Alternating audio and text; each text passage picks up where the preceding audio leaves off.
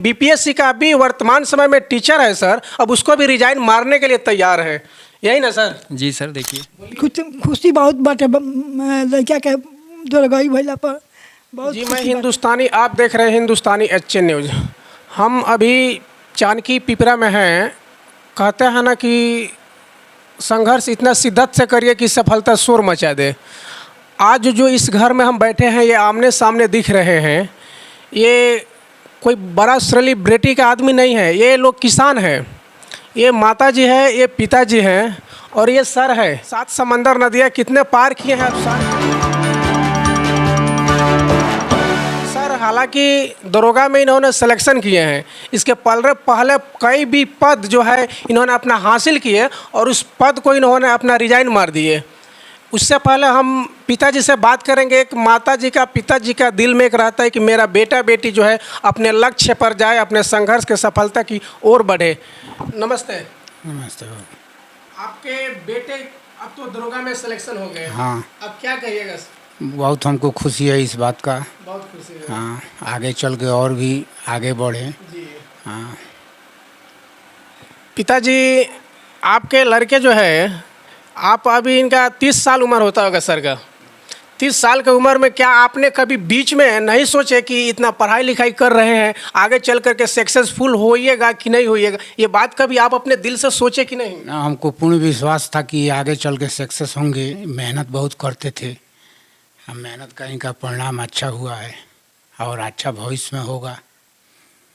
ये बात पिताजी जो बोल रहे हैं कि हमको संघर्ष का, इनके राह में चलने वाले जो संघर्ष, इनके साथ में कठिनाइयाँ परेशानियाँ जो आएगा, इनको मालूम था कि मेहनती है, सफलता का संघर्ष जो है अपना वो निकाल लेंगे, 7 समंदर नदियाँ पार कर लेंगे। ऐसे हम कहेंगे कि हर बाप को, हर माता को ऐसे ही होना चाहिए कि अपने बेटे बेटे के लिए जो है हिम्मत हौसला दे, यही ना बोलिएगा? हाँ, यही बोलेंगे।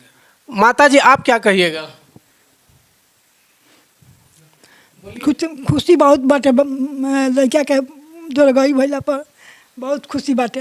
एक माँ को इतना खुशी होता है, एक पिता को इससे बड़ा दुनिया में किसी को खुशी नहीं होता है। सबसे सिवा अगर कोई बेटे को अगर कोई प्रॉब्लम मुसीबत है तो दर्द भी माँ को होता है, और बड़ा भी कोई नाम भी रोशन बेटा करे तो खुशी भी माता पिता को ही होता है। सर, आपका स्वागत है मेरे चैनल। धन्यवाद, आपको भी स्वागत है। सर, अब आप ना जरा जर्नी बतलाइए हमको और हिस्ट्री आप बतलाइए कि आप अपने 30 साल के उम्र में आप अपना जर्नी कैसे स्टार्ट किया और कितने अभी जो है आप अपने जो नौकरियाँ अपने कितने रिजाइन किए, और कितने रिजाइन करने के बाद अभी आप सर दरोगा का सिलेक्शन निकाल लिए हैं? जी, दरोगा का सिलेक्शन हुआ। शुरू में पढ़ाई हम लोग का बेसिक स्कूल से हुआ था। उसके बाद 6 क्लास में मेरा नामांकन हुआ जवाहर नवोदय विद्यालय वृंदावन। वहाँ से मैं 12 तक का पढ़ाई किया। उसके बाद ग्रेजुएशन के लिए मैं कोलकाता चला गया। उसके बाद ग्रेजुएशन जब फाइनल हुआ तो उसके बाद निरंतर प्रयास रहा, क्योंकि बड़े भाई मेरे प्रियेश कुमार जो शिक्षक हैं वो भी गवर्नमेंट जॉब में है, तो मैं भी सोचा कि कुछ अपना मैं भी उसी क्षेत्र में जाऊं। तो निरंतर मैं प्रयास करता रहा। असफलता तो आती रहती है, ऊंच नीच तो होते रहता है, लेकिन जब सफलता मिल जाती है तो उसका खुशी और दुगुना हो जाता है। और जितना भी मुश्किल घड़ी रहता है या समय रहता है वो सब भूल जाता है आदमी। तभी बहुत खुश हूँ। मेरे परिवार, मेरे गाँव, मेरे समाज, सभी लोग खुश हैं। और मेरा बीपीएससी में मैं शुरू से लगा हुआ था, लेकिन सफलता लास्टली नहीं मिली।